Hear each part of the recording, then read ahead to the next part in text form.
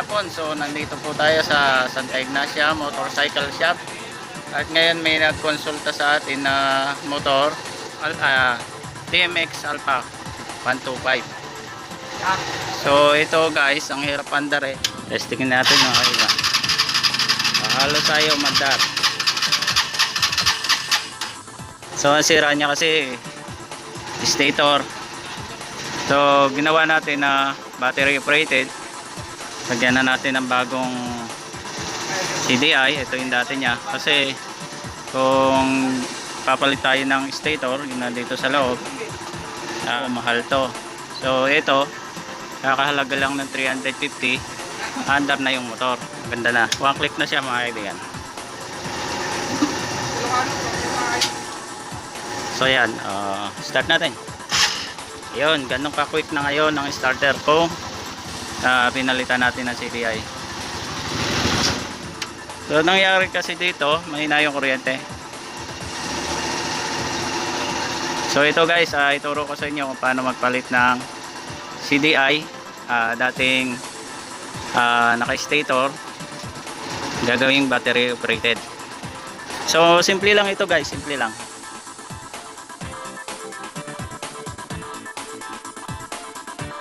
Ito yung CDI na medyo hard starting kasi sira na yung stator. So kailangan nating palitan. Sana stator kaso medyo mahal. So ngayon kung magpapalit tayo ng ng CDI na battery operated, ito siya. 4 lang yung pin. So nagkakahalaga ng 350 hanggang 400. So ngayon, ito kasi ang problema, hard starting talaga. Testingin natin mga kaiba. Halos tayo magdar. Ito kasi guys ay napakahina ng kuryente na ibinibigay papunta dito sa high tension wire, dito sa may plug nya. So napakahina ng kuryente. So guys, palitan natin. So ganito lang nagpapalit na ito. So ituro ko sa inyo isa-isa kung paano yung mga connection. Go. Tara. Papalitan natin. So una natin gagawin, tanggalin muna natin yung itong socket. So ito lang kailangan natin kasi itong isang socket, ito guys meron siyang lock dito. Ito yung lock na tipisog yung dyan. So ito guys, itong isa, ito yung galing sa stator, ito yung nasira, tapos ito yung kill switch. So hindi na natin siya kailangan, so ibalik na lang natin dito siya in case na makabili uli ng bagong stator yung mayari, pwede niya pang gamitin yung original niya na CDI. So ito guys, meron siyang lock sa loob. Kailangan natin siyang sundutin para matanggal natin yung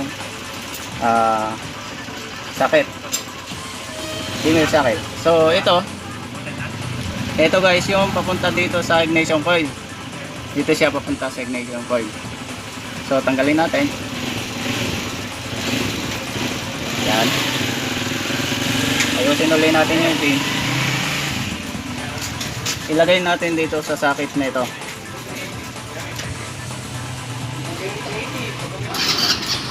So ayun guys, ito yung natin, ito yung papunta sa ignition coil. So ito yung black with yellow papunta dito sa ignition coil. So yan ay dito natin lalagay sa taas. So nakaganyan yung CDI. So dito natin lalagay sa taas dito.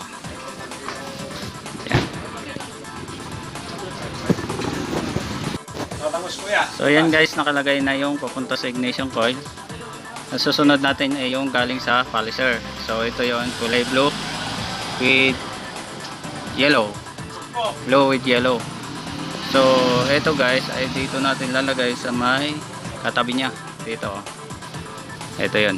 So kung titingnan mo yung CDI nakatayo siyang ganyan, dito natin lalagay yung kulay blue, yung polisher. So lagyan natin guys, ito yan. Naka-plate? Ay? Oo, naka-plate.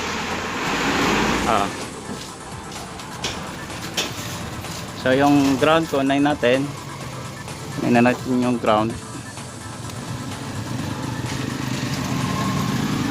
Unahin natin sa baba.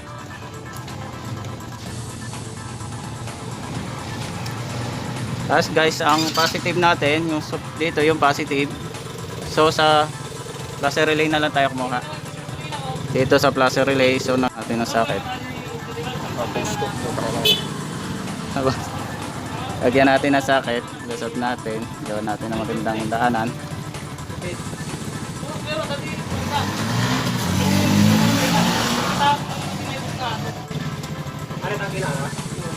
Yan. Tusok natin dito sa baba.